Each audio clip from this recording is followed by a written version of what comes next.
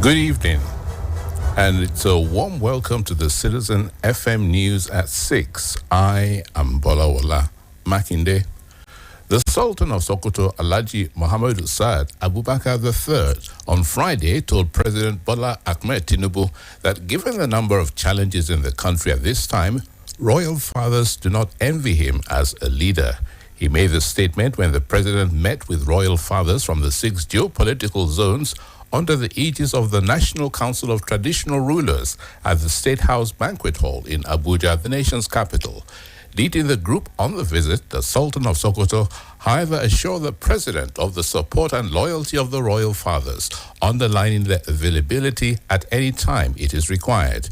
The royal fathers also reposed confidence in the Tinubu-led administration and the renewed hope mantra which they believe will lead the country on a path of progress.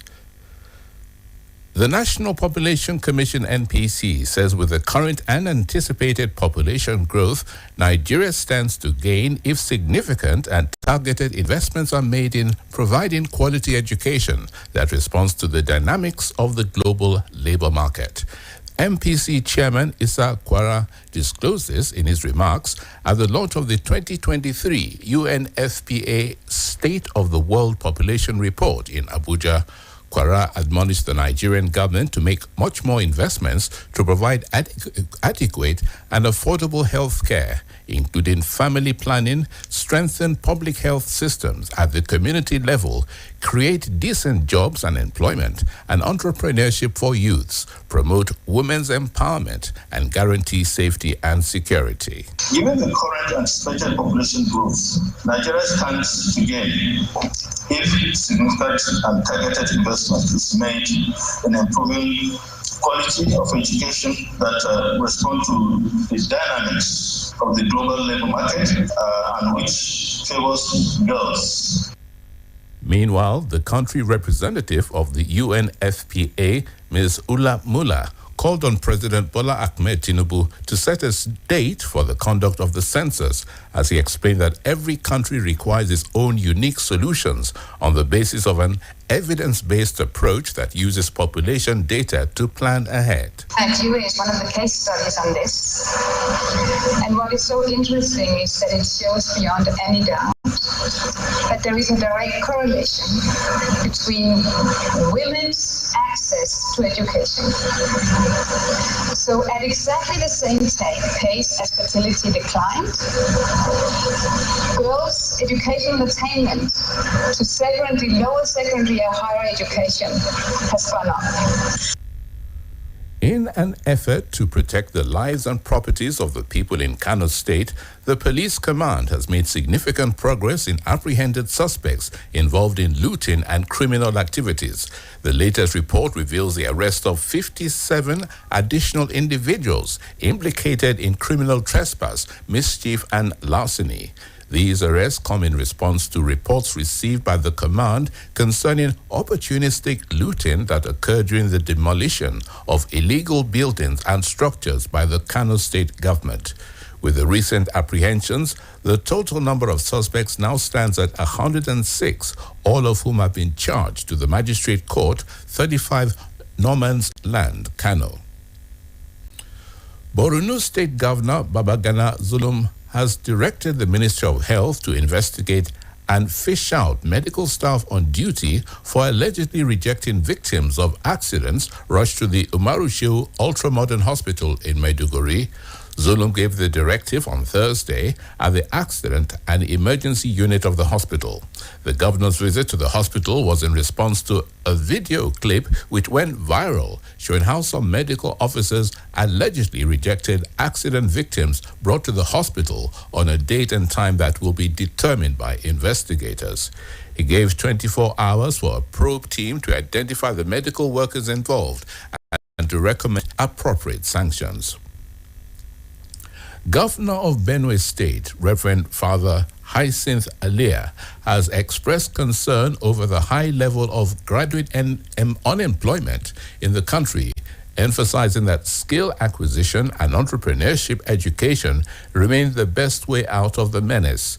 The governor, who stated this when he paid a solidarity visit to the executive secretary of the Tertiary Education Trust Fund in Abuja, also disclosed that his administration would give education top priority as he sought partnership with the fund to boost the quality of tertiary education delivery in Benue State.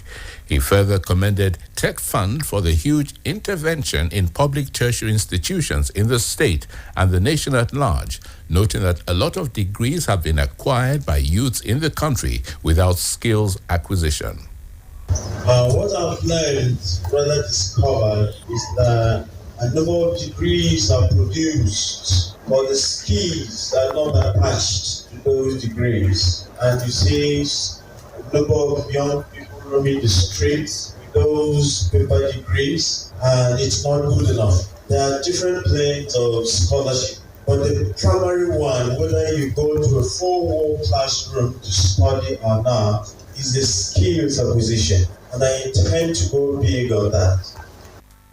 In his remarks, the Executive Secretary Tet Fund, Sonny Echono, while describing the governor as a man called to rescue Benue State, pledged to support his administration within the mandate of the fund to revitalize tertiary education in the state. That we now have additional resources to invest in the future of those youths, in plan, program, and prepare those youths to take up the challenges and opportunities for the future. Grateful for his leadership, confident that with his support, we will take Nigeria to our rightful place in the Committee of Nations. In foreign news, the authorities in the Senegalese capital of Dakar have banned protests planned for Friday by supporters of opposition leader Ousmane Sonko. On June 1st, a court in Dakar acquitted Sonko on charges of rape and issuing death threats, but sentenced him to 2 years in prison for corrupting a young woman. Under Senegal's penal code, corrupting is described as anyone who offends against morality by inciting, promoting, or facilitating the debauchery or corruption of young people of either sex under the age of 21. Violence sparked by the 2-year jail term claimed the lives of at least 16 people and injured hundreds last week. Angolan President João Lourenço has sacked the minister responsible for economic and social development following protests triggered by the government's decision to end fuel subsidies. He replaced Manuel Nunes Jr., a seasoned minister and economics professor, with the central bank governor, José de Lima Massano. A statement said the withdrawal of the subsidies, which Mr. Nunes Jr. said was aimed at cutting government spending, came into effect on 1st June, leading to a steep rise in fuel prices. The oil-rich nation has since experienced a wave of protests, with more expected over the weekend. In sports, Super Eagles coach Jose Santos Peseiro has invited notable players such as Napoli's Victor Osimhen, Captain Ahmed Musa, defender William Ekong, midfielders Alex Iwobi and Wilfred Ndidi for next weekend's 2023 Africa Cup of Nations qualifying match against the Leon Stars of Sierra Leone in Monrovia, Liberia. Man of the moment, Osimhen, whose 31 goals in all competitions for SSC Napoli this season helped the Italian Giants to clinch their first Serie A title in 33 years, and the semi-finals of the UEFA Champions League tops the strikers list. La Liga Best African Player for the 2022-2023 season, Villarreal's Samuel Chukwueze was also invited to add depth in the forward line.